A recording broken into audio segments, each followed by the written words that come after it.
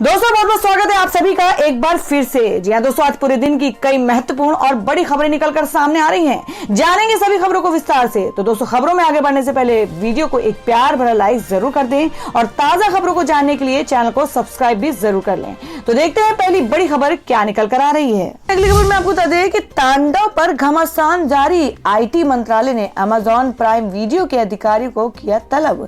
जी हम बात करें कि सूचना एवं प्रसारण मंत्रालय ने भारत में अमेजॉन प्राइम वीडियो के अधिकारियों को वेब सीरीज तांडव को लेकर जारी विवाद के मामले पर तलब किया है। प्राइम वीडियो पर हाल ही में जारी हुई वेब सीरीज तांडव पर हिंदू देवी देवताओं का मजाक उड़ाने को लेकर प्रतिबंध लगाने की मांग उठ रही है। इस संबंध में भाजपा सांसद ने इस सीरीज को बैन करने के लिए सूचना और प्रसारण मंत्री प्रकाश जावड़ेकर को पत्र लिखा है। आपको बता दें, भाजपा सांसद मनोज कोटक ने हिंदू देवी देवताओं का मजाक उड़ाने को लेकर अमेजॉन प्राइम वीडियो की सीरीज तांडव पर सूचना एवं प्रसारण मंत्री प्रकाश जावड़ेकर से प्रतिबंध लगाने का रविवार को अनुरोध किया।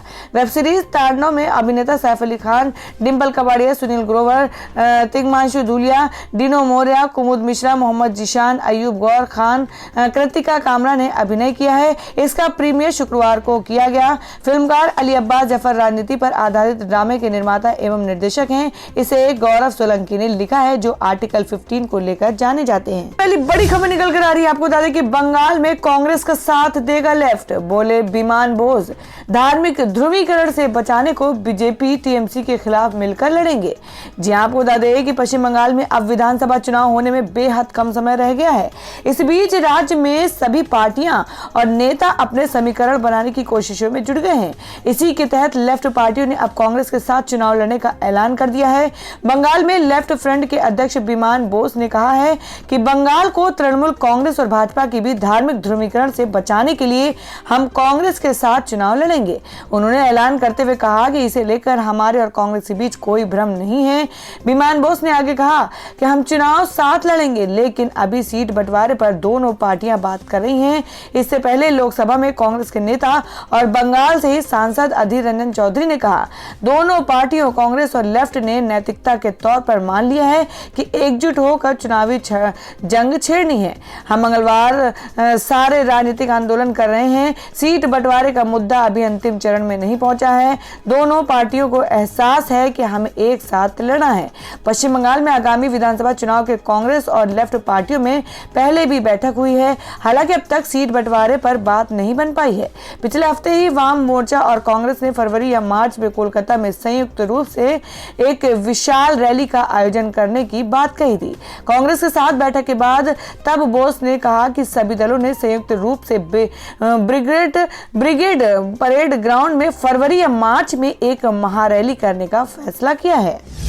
और दोस्तों में अगली खबर निकल कर आ रही है कि पश्चिम बंगाल चुनाव में उतरेगी शिवसेना। संजय राउत का ऐलान, कहा बीजेपी को हो सकती है मुश्किल। जी आपको बता दें कि पश्चिम बंगाल चुनाव में जीत के लिए बीजेपी एड़ी चोटी का जोर लगा रही है, लेकिन उसके सामने चुनौतियां भी बढ़ती जा रही हैं। कभी उसकी साथी रही शिवसेना ने ऐलान किया है कि वह भी पश्चिम बंगाल में चुनाव लड़ेगी। बताया जाता है कि ममता बनर्जी और शरद पवार भी लगातार संपर्क में हैं। पवार चाह रहे हैं कि सभी विपक्षी दल एक कर लड़ें ताकि भाजपा को कड़ी हार दी जा सके। हालांकि वामपंथीय पार्टियों ने साफ किया है कि वे कांग्रेस के साथ लड़ेंगी। यह खबर भी बीजेपी के लिए नुकसानदेह है। शिवसेना के राज्यसभा सदस्य संजय राउत ने रविवार को कहा कि पार्टी ने पश्चिम बंगाल में आगामी विधानसभा लड़ने का निर्णय किया है। राउत ने कहा कि चुनाव लड़ने का यह निर्णय महाराष्ट्र के मुख्यमंत्री एवं शिवसेना अध्यक्ष उद्धव ठाकरे के साथ चर्चा करने के बाद किया गया। राउत ने ट्वीट किया कि एक बहुप्रतीक्षित जानकारी है। पार्टी प्रमुख श्री उद्धव ठाकरे के साथ चर्चा के बाद शिवसेना ने पश्चिम बंगाल में विधानसभा चुनाव लड़ने का निर्णय किया है। हम जल्द ही कोलकाता पहुंच रहे हैं। जय हिंद, जय बंगला। और दोस्तों में अगली खबर निकल कर आ रही बॉलीवुड से। जी आपको बता दें कि एक्टर और डायरेक्टर महेश मांजरेकर के खिलाफ दर्ज हुआ केस। जानिए क्या है आरोप। जी आपको बता दें कि बॉलीवुड अभिनेता और निर्देशक महेश मांजरेकर पर एक शख्स को थप्पड़ मारने और गाली देने के आरोप में केस दर्ज कर दिया गया है। शख्स ने दावा किया है कि कार में टक्कर लगने के बाद अभिनेता महेश मांजरेकर ने हाथापाई शुरू की, जिसके बाद महेश मांजरेकर के खिलाफ इस शख्स ने पुणे के यवत पुलिस स्टेशन में शिकायत दर्ज कराई है। रिपोर्ट के मुताबिक मुताबिक ये घटना 15 जनवरी की है। बताया जा रहा है कि इस घटना का वीडियो भी सोशल मीडिया पर वायरल हो गया है। बताया जा रहा है कि घटना 15 फरवरी रात करीब 10:30 बजे की है, जब पुणे सोलापुर हाईवे पर महेश मांजरेकर की कार को एक अन्य कार ने टक्कर मार दी, जिसके बाद महेश मांजरेकर गाड़ी से नीचे उतरकर सामने वाले शख्स के साथ गुस्से में बात करने लगे। इसी दौरान विवाद इतना बढ़ गया कि बात हाथापाई पर चली गई। शख्स ने अभिनेता पर गाली देने और थप्पड़ मारने का आरोप लगाया है। पुलिस मामले की जांच कर रही है। महेश मांजरेकर के खिलाफ शिकायत दर्ज करने वाले शख्स का नाम है कैलाश सातपुते है। उनका कहना है कि महेश मांजरेकर की गाड़ी उनकी गाड़ी से टकरा गई थी। तो दोस्तों, खबरों में आगे बढ़ने से पहले जान लेते हैं आज के माइंड क्विज के सवाल को। आज का सवाल आपको बताना है कि एपीजे अब्दुल कलाम का पूरा नाम क्या था। इसका जवाब आपको वीडियो के नीचे कमेंट बॉक्स में देना है और सही जवाब देने वाले को रैंडमली सिलेक्ट किया जाएगा और वो जीत सकते हैं बम्पर पुरस्कार। तो बढ़ते अगली खबर की ओर। और दोस्तों, अगली खबर निकल कर आ रही है आपको बता दें कि शपथ ग्रहण को लेकर वाशिंगटन बुलाए गए हजारों सैनिक, जाने कौन से बड़े फैसले लेंगे नए राष्ट्रपति बाइडेन। जी हां, बात करें कि अमेरिका के नवनिर्वाचित राष्ट्रपति जो बाइडेन ने उन कार्यों की सूची तैयार कर ली है जिसे वे शपथ वाले दिन ही पूरा करेंगे। समाचार एजेंसी पीटीआई के मुताबिक 20 जनवरी को शपथ लेने के तुरंत बाद बाइडेन देश के सामने मौजूद 4 चुनौतियों, कोरोना संकट, आर्थिक संकट, पर्यावरण संबंधी समस्याएं और नस्ली असमानता से निपटने के लिए करीब 1 दर्जन प्रस्तावों पर हस्ताक्षर करेंगे। यह भी माना जा रहा है कि वे अपने कार्यकाल के पहले दिन 1.1 करोड़ अप्रवासियों को नागरिकता देने का भी ऐलान कर सकते हैं। व्हाइट हाउस के नवनियुक्त chief of staff Ron Klain ने आगामी व्हाइट हाउस वरिष्ठ कर्मियों को शनिवार को दिए गए एक विज्ञापन में कहा, नवनिर्वाचित राष्ट्रपति बाइडेन ऐसे समय में कार्यकाल संभाल रहे हैं जब देश गंभीर संकट से जूझ रहा है। हमारे सामने 4 बड़े संकट है जो एक दूसरे से जुड़े हैं।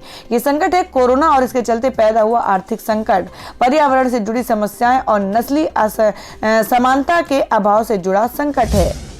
और दोस्तों, अगली खबर आ रही है महाराष्ट्र से। जी आपको बता दें कि सीएम उद्धव ठाकरे का ऐलान, कहा हमारे कुछ इलाकों पर कर्नाटक का कब्जा महाराष्ट्र में करेंगे शामिल।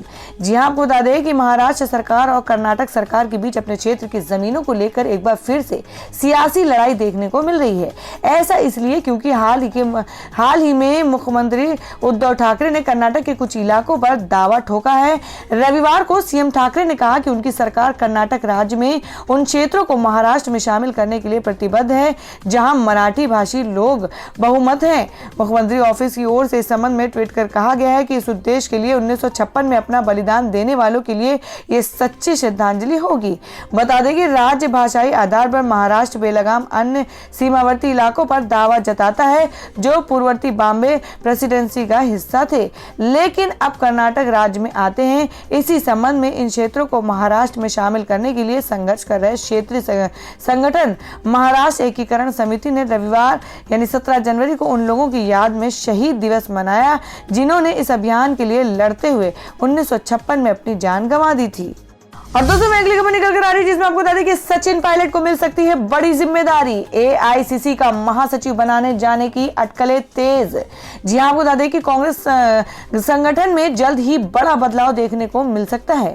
राहुल गांधी के भारत लौटने के बाद संगठन में फेरबदल की उम्मीद जताई जा रही है। इससे राजस्थान के पूर्व सीएम और पीसीसी चीफ रहे सचिन पायलट को ऑल इंडिया कांग्रेस कमेटी में कोई बड़ा पद मिल सकता है।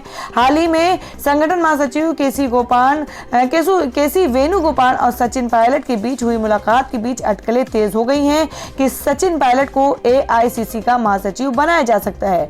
राजस्थान के सियासी गलियारों में चल रही अटकलों की माने तो सचिन पायलट को कांग्रेस पार्टी किसी भी राज्य में प्रभारी महासचिव बना सकती है। बता दें कि राजस्थान में बगावत के बाद से ही ये तय हो गया था कि सचिन पायलट को राष्ट्रीय स्तर पर जिम्मेदारी मिल सकती है। हालांकि इस पर अभी तक किसी भी तरह से कोई बयान नहीं आया है। इस पर अंतिम फैसला कांग्रेस अध्यक्ष सोनिया गांधी ले सकती हैं।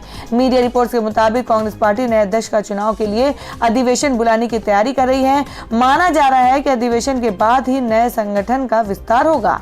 संगठन विस्तार में सचिन पायलट का नाम का ऐलान किया जाएगा। तो दोस्तों, खबरों में आगे बढ़ने से पहले एक बार फिर से आपको याद दिला दें कि अगर आपने अभी तक हमारी वीडियो को लाइक नहीं किया तो जल्दी से वीडियो को लाइक कर दें, क्योंकि आपका एक लाइक हमारे लिए बहुत ही महत्वपूर्ण होता है। और अगर आप हमारे चैनल पर नए हैं तो चैनल को जरूर सब्सक्राइब कर लें और बेल के बटन को भी जरूर हिट कर दें।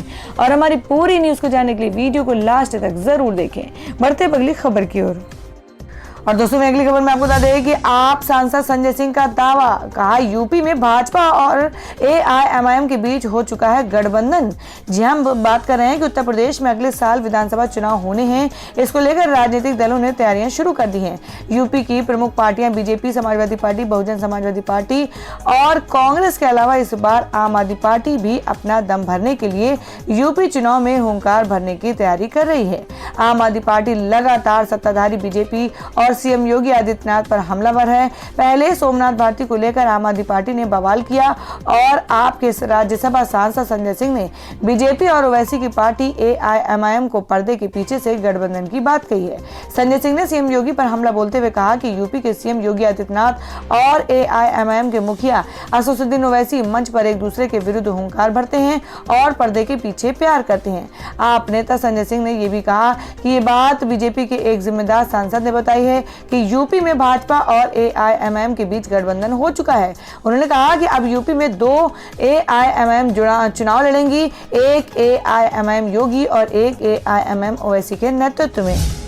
और दोस्तों, अगली खबर निकल कर आ रही जो कि टीआरपी घोटाले को लेकर है। जी आपको बता दें कि मुंबई पुलिस का दावा, अर्नब गोस्वामी ने बार के सीईओ को दी थी घूस। पीएमओ और राजवर्धन राठौर भी सवालों के घेरे में।